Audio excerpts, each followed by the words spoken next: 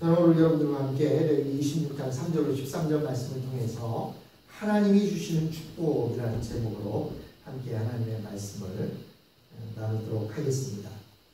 지금까지 레위기서를 통해서 하나님께서는 이스라엘 백성들로 하여금 하나님과 언약의 백성이 되게 하셨습니다. 언약이라는 게 뭐예요? 말씀으로 약속한 백성이 되게 하셨습니다. 그래서 이 약속의 말씀을 이런 것이 있다 이렇게 강조하시면서 말씀해 주셨습니다. 그리고 이어서 오늘 이제 레위기가 27장까지 끝나게 되는데요. 레위기를 마치기 전에 하나님께서 이런 약속을 지키는 자에게 주는 축복에 대한 말씀을 오늘 해주고 있습니다. 이스라엘 백성들이 하나님의 말씀에 순종할 때 하나님께서는 이스라엘 백성들에게 정상적으로 비를 주실 것이라고 약속을 하십니다.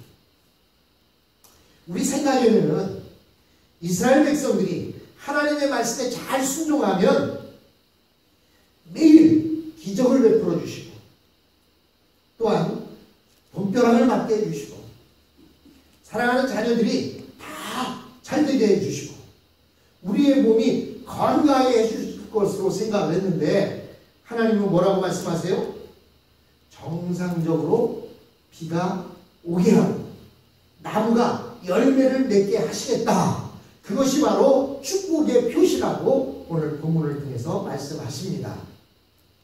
그래서 저는 오늘 본문의 말씀을 이렇게 절절히 나눠가면서 한번 말씀을 나누어 보려고 합니다. 3절에 보니까 너희가 내 규례와 계명을 준행하면,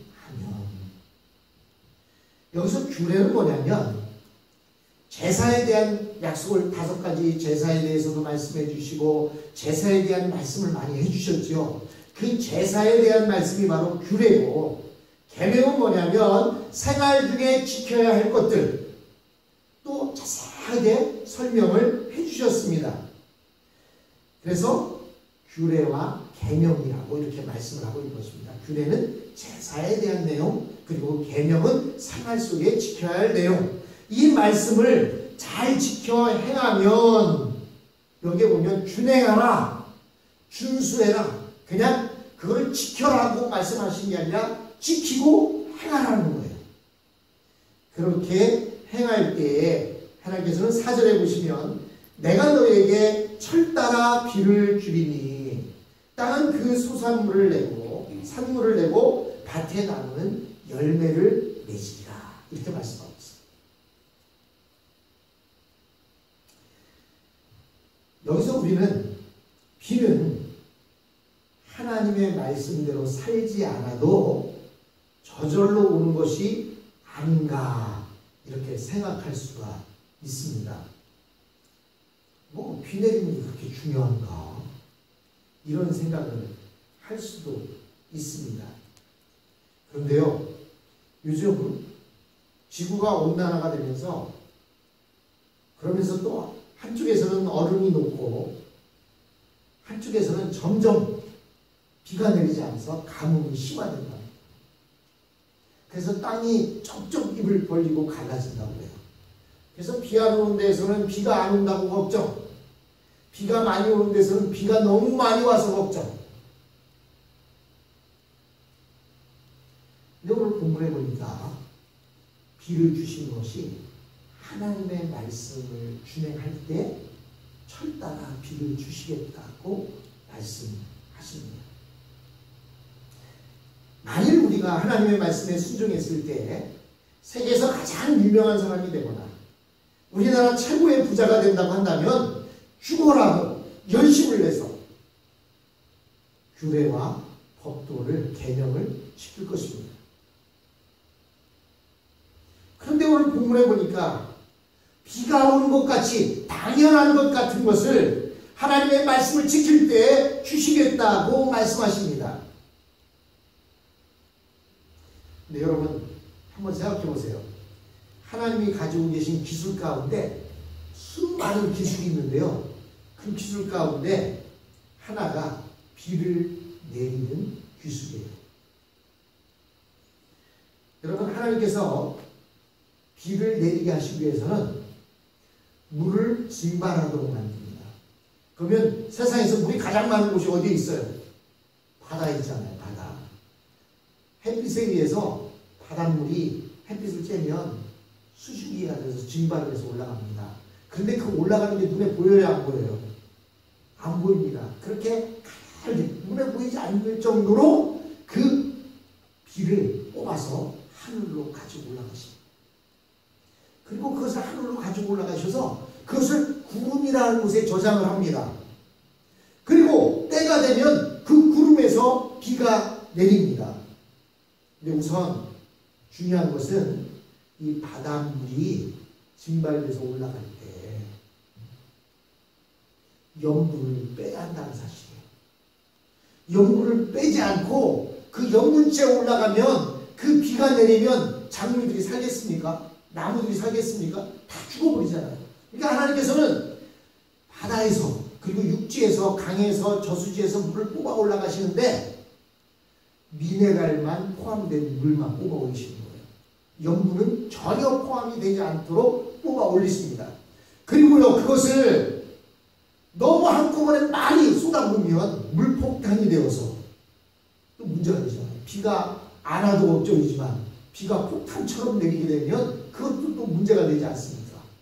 하나님께서는 적당하게 비를 내려주시는 거예요.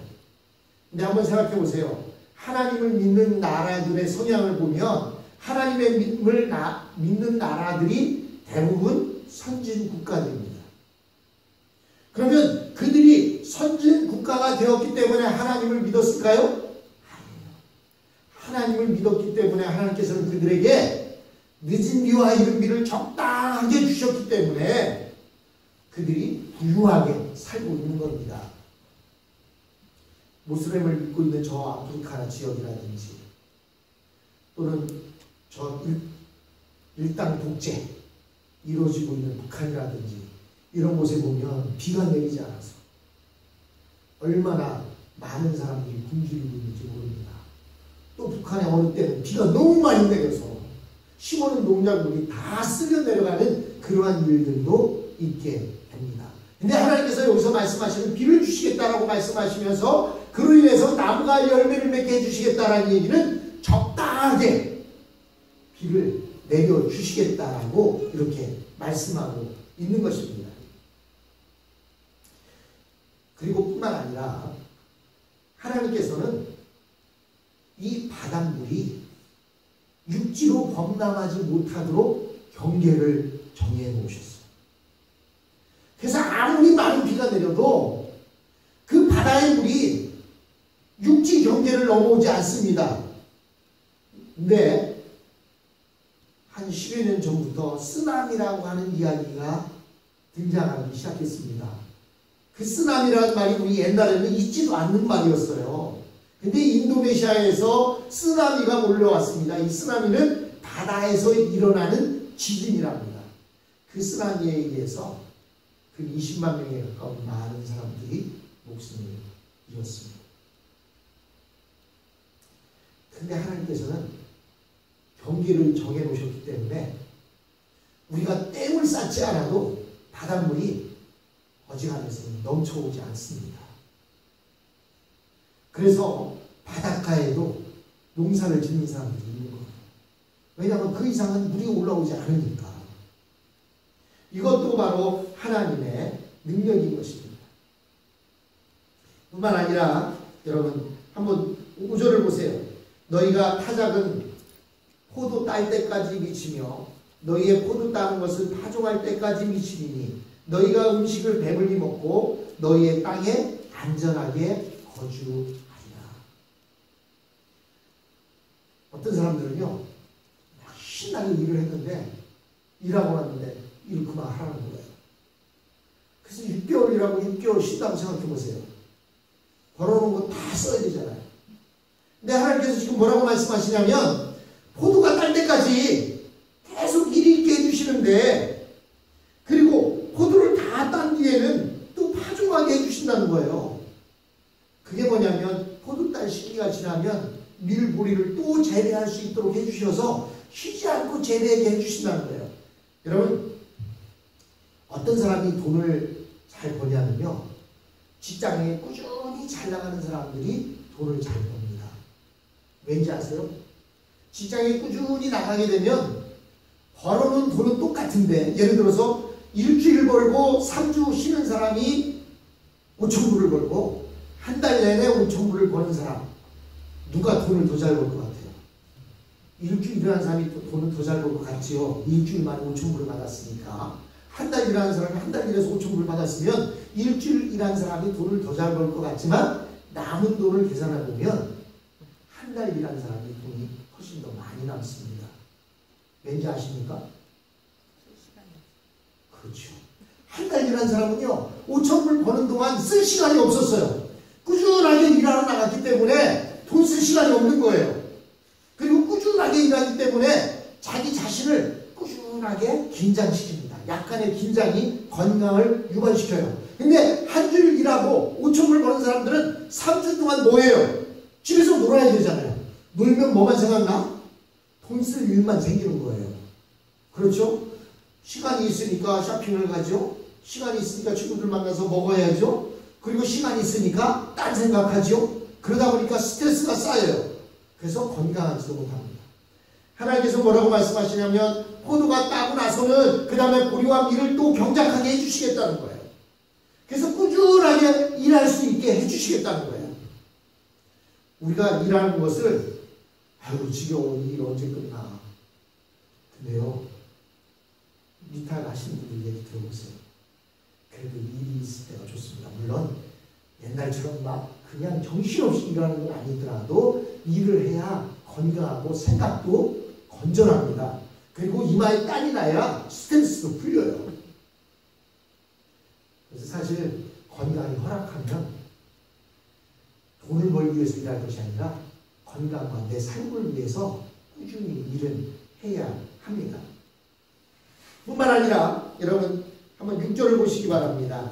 내가 그 땅에 평화를 줄 것인지요, 너희가 누울 때에 너희를 두려워하게 할 자가 없으며, 내가 사나운 짐승을 그 땅에서 제할 것이요 칼이 너희의 땅에 두루 행하지 아니할 것이다. 즉 하나님께서 하나님의 규례와 명령을, 계명을 준행하면 복을 주시는데 안전하게 해주시겠다. 참 우리가 살고 있는 이 리즈빌 지역은 정말 청정 지역입니다. 우선은 공장이 없어서 공기가 맑고 나무가 많아서 아주 맑은 공기가 있어요. 뿐만 아니라 군부대가 옆에 있어서 치안도 잘 되어 있습니다. 그리고요, 미국에서 많이 일어나는 총기 사건들이 이 리즈빌 지역이나 우리 이 지역에서는 그렇게 흔하지 않지 않습니까? 며칠 전에 지난번에 왔다가 민수희 선교사님하고 이렇게 카톡으로 대화를 했는데요. 지금 칸쿤은 너무나 어렵다. 이분이 한 번은 카톡을 해갖고, 목사님 옆에서 총소리가 계속 나고 있어요. 막 불안해서 이렇게 카톡을 보낸 적이 있습니다. 그래서 제가 기도를 해드린 적이 있는데, 이 칸쿤 지역이나 이런 데서는 총소리가 끊이지 않는다는 거예요. 그리고 젊은 여자애들만 보면 그냥 서로 잡아가려고 한다. 초등학생, 중학생 정도 되면요, 여학생들만 보면 잡아가려고. 그래서 밖에를 나가지 못한답니다. 그리고 왜 잡아갑니까? 인신매매로, 팔아넘기려고 그렇게 잡아가려고 한다는 거예요. 사실 미국도 밤에 돌아다니는 사람들이 별로 없잖아요. 그런 거 보면 한국은 얼마나 복받은 나라인지 모릅니다. 12시간, 1시간, 2시간 지나다녀도 누가 뭐 그렇게 문제를 일으키거나 이런 경우도 없고, 여자들끼리 돌아다녀도 문제 없고 뭐 이런. 그래서 뭐 세계에서 제일 치안이 좋은 곳이 한국이다 그러는데, 치안이 좋아서 되어진 것이 아니라 하나님의 복이라고 저는 생각을 합니다. 왜냐하면 오늘 본문에 말씀하셨듯이 옛날에는 총 쏘는 사람들은 없었지만 맹수들이 있어서 맹수들이 사람들을 물어 찢기도 하고 그렇게 했습니다. 제가 어릴 때만 해도 높은 산에서 호랑이 소리가 들렸어요. 그래서 그 호랑이가요, 엉엉하고 한번 울면은 우리 집에 키우는 개가 그냥 사시나무 떨고 부들부들 떨고 막 어디론가 숨어들고 하는 그런 모습을 본 적이 있습니다. 근데 오늘 본문에 보니까 하나님의 규례와 계명을 준행하면 하나님께서 안전하게 하시겠다 이렇게 말씀하십니다. 뿐만 아니라 7절에 보십시오. 너희의 원수를 쫓으리니 그들이 너희 앞에서 칼에 엎드려질 것이다. 우리의 원수들을 쫓아내 주시겠다. 뿐만 아니라 8절에 또 너희 5이 100을 쫓고 너희 100이 만을 쫓으리니 너희 대적들이 너희 앞에서 칼에 엎드려질 것이다. 이렇게 말씀하고 있습니다. 여러분 한번 생각해 보세요. 5이 100을 쫓는다. 얼마나 대단한 거예요. 어떻게 하면 5이 100을 쫓을 수 있을까요? 힘을 키워갖고 근육질 몸을 만들어야 될까요? 또 어떻게 하면 100이 만을 쫓아낼 수 있겠습니까? 100배나 더 되는 만을 쫓아낼 수 있게 해주시겠다는 거예요. 그것이 바로 하나님의 능력입니다. 여러분, 우리가 그 모습을 사사기에서 보잖아요. 사사기에 보면 기드온의 300용사들, 그들이 10만 명이 되는 위대한 족속들을 쫓으잖아요. 처음에는 많은 사람들이 자원을 했습니다. 그래서 이제 하나님께서는 그러면 그들이 우리의 힘으로 저들을 쫓았다.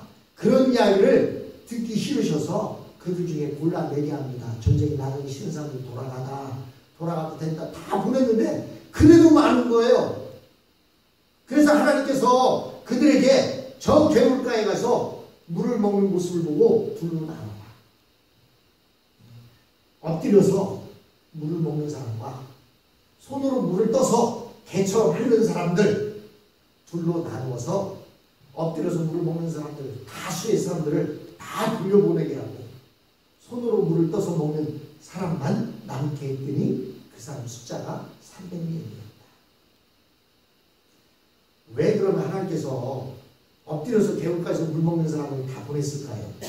저는 사실은 다른 의미보다는 우선은 작은 숫자를 택하기 위해서였을 수도 있다고 생각합니다. 왜냐하면 그렇게 엎드려 먹는 사람이 많았으니까. 하지만 또 하나는 여러분 전쟁터에 나가 있는 사람이 전쟁 중에 엎드려서 물을 마셨다? 그러면 적이 어디서 오는지 안 보이잖아요. 엎드려서 물만 쳐다보니까. 그럼 손으로 물을 떠서 먹으면 어떻게 돼요? 물을 어디를 봐요? 사방을 둘러볼 수 있잖아요. 아마 그래서 하나님께서는 작은 숫자를 택하면서도 아주 집약된 용사들을 뽑은 것이 아닐까. 그렇게 경계를 하면서 물을 마시는 사람을 뽑은 것이 아닐까 이런 생각을 합니다.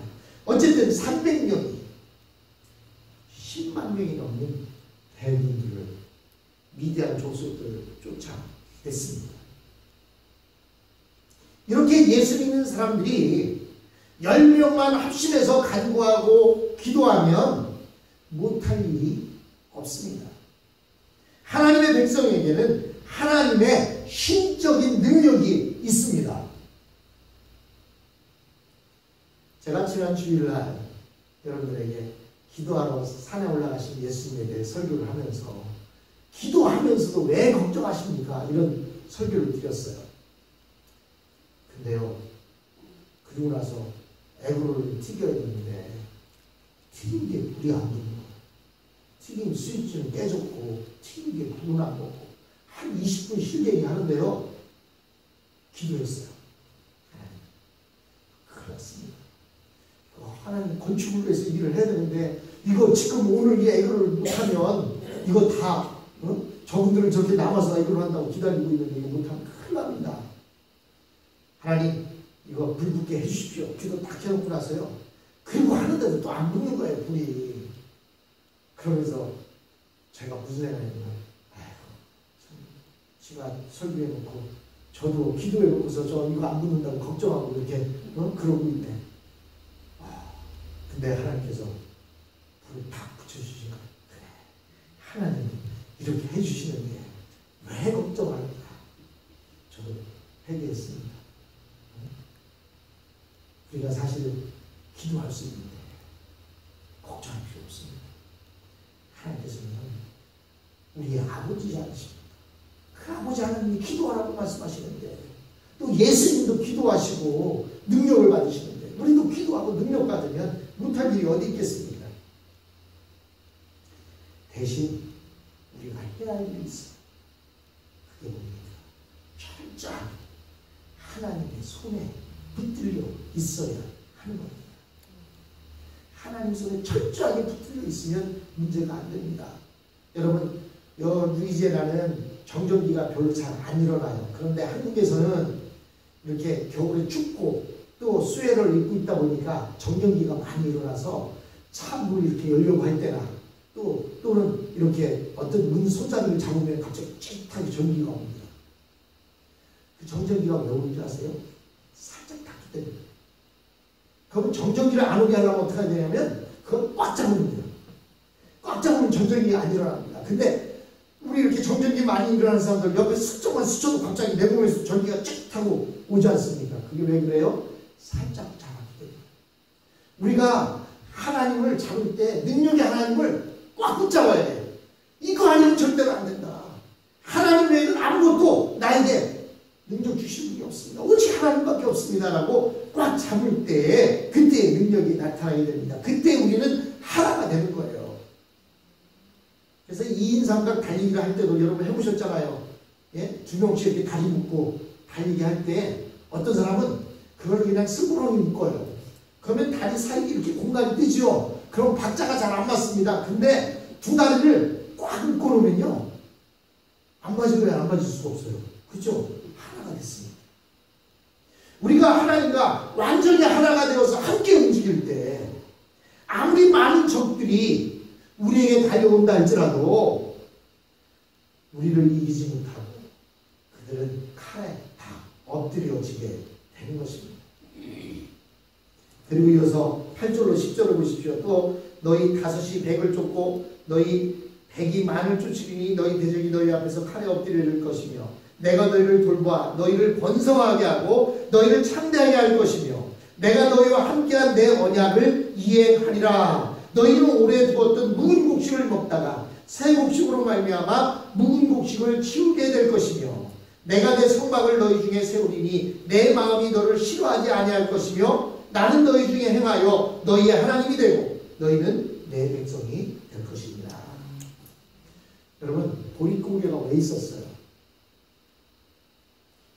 가을에 농사를 짓고 겨우 내내 쉬어야 됩니다. 쉬었다가 가을 보리와 그리고 봄 보리를 파송하고 나면 보리를 거두는 시기 6월달까지, 그때까지는 묵은 곡식을 먹어야 됩니다. 즉 작년에 거두어들인 보리 벼를 먹어야 되는데 그게 많지 않다 보니까 그 중간에 떨어져 버리는 거예요. 그러면 그 보리 농사를 거둔 보리 수확을 할 때까지, 그때까지를 두고 보릿고개라고 하는 거예요. 그때는 먹을 게 없으면 나중에 어떻게 해요? 예? 나무 뿌리도 캐다 먹고 나무 껍데기도 벗겨다 먹고 또는 밭에 나가서 무슨 삘기라든지 뭐 이런 어떤 뭐 이런 것들 뽑아다가 그걸로 죽을 써서 이렇게 먹었지 않습니까? 근데 하나님이 뭐라고 말씀하세요? 얼마나 거두고들이 많았으면 묵은 것을 먹다가 새 것을 수확하면 그래도 묵은 것이 남는다는 거예요. 근데 이제 한국에서 박정희 대통령에 의해서 통일교라는 것이 나오기 시작했어요. 통일교가 나오고 나니까 수확량이 절대 늘어났어요. 그러니까 다음번 수확할 때까지도 그 쌀이 남아있는 거예요. 그래서 어떤 이야기가 나왔어요? 쌀로 술을 만들어라, 막걸리를 만들어라, 이런 이야기까지도 나온 적이 있습니다. 여러분, 이스라엘 백성들이 계속 부흥될 때 크게 두 가지 특징이 나타나게 됩니다. 그 하나는 하나님의 말씀이 성취되는 거예요. 우리가 하나가 되어서 하나님을 잘 믿고 따라가면서 부흥이 되면요, 하나님의 말씀이 성취되기 시작합니다. 그 이유는 하나님께서 이스라엘 백성들을 기억하셔서 그들에게 능력을 부어주시는 거예요. 삼겹줄은 쉽 끊어지지 않는다는 말합니다. 그래서 우리가 합심해서 모여서 기도하라는 거예요. 아침에서 기도할 때 하나님께서 그 기도를 들으신다고 말씀하십니다. 우리에게 있어서 하나님의 말씀이 살아있고 성취된다는 것은 너무나 중요한 것입니다. 그 많은 사람들이 우리가 이렇게 복을 누리게 되면 많은 사람들이 함께 몰려들기 시작합니다. 교회가 복받았다는 이야기를 듣고 교회가 하나가 되어서 열심히 찬양하고 감사하고 좋은 일들이 일어나잖아요. 그럼 사람들이 몰려오기 시작합니다. 그래서 우리가 복받았다고 할 때 우선 말씀의 복을 받아야 돼요. 그리고 우리가 그 신앙생활하는 모습이 즐거워야 돼요. 기뻐야 돼요. 그래야 사람들이 몰려오게 됩니다. 세상 일도 힘들고 짜증나는데 교회 가서도 힘들고 짜증나는 누가 오려고 하겠습니까? 또 다른 하나는 좀 전에 말씀드린 대로 이스라엘 백성들이 계속 흥되게 될 때 곡식이 차고 넘치게 된다는 것입니다. 작년에 많은 곡식을 주셔서 다 먹지도 못했는데 새로운 곡식을 또 주시니까 옛날에 묵은 곡식은 창고에 넣어두게 되는 것입니다. 그래서 하나님의 백성들은 자기들이 좋은 것을 먹으면서 그 묵은 곡식으로 남들을 도와주기 시작하는 거예요. 그리고 이스라엘 백성들은 이런 부흥 가운데 하나님이 내가 주님을 열심히 올려드니까 나에게 이런 복을 주시는구나. 그러니까 더 가까이 하나님 앞에 가까워지게 되는 것입니다. 그리고 11절과 12절에 보니까 하나님은 아예 하나님의 장막을 이스라엘 백성 가운데 세우셔서 그들과 이전보다 더 가까이 계시고 그들과 하나가 되게 됩니다. 나는 너희 하나님이 되고 너는 내 백성이 된다. 이것은 서로가 서로를 독점하는 것입니다. 즉 다른 사람이 빼앗아 가지 못하도록 독점하는 거예요. 내 남편이 나만을 독점하듯이 내가 또 아내를 독점하듯이 그런 관계가 되어진다라고 말하고 있는 것입니다. 여러분, 하나님께서는 이스라엘 백성들을 애굽의 종되었던 곳에서 인도해 내신 것, 이것이 바로 복입니다. 우리에게 가장 큰 복은 주님을 알지 못했던 우리가 주님을 만났고 구원받은 감사입니다. 구원받은 것만으로도 그렇게 큰 감사한데 하나님께서는 규례와 명령을 지키게 되면 이 모든 복들을 주시겠다고 말씀하십니다. 우리가 지키지 못할 이유가 뭐가 있겠습니까? 하나님이 주신 그 복이 이렇게 많습니다. 우리가 하나님의 말씀에 순종하는 귀한 삶이 되어야 할 줄로 믿습니다.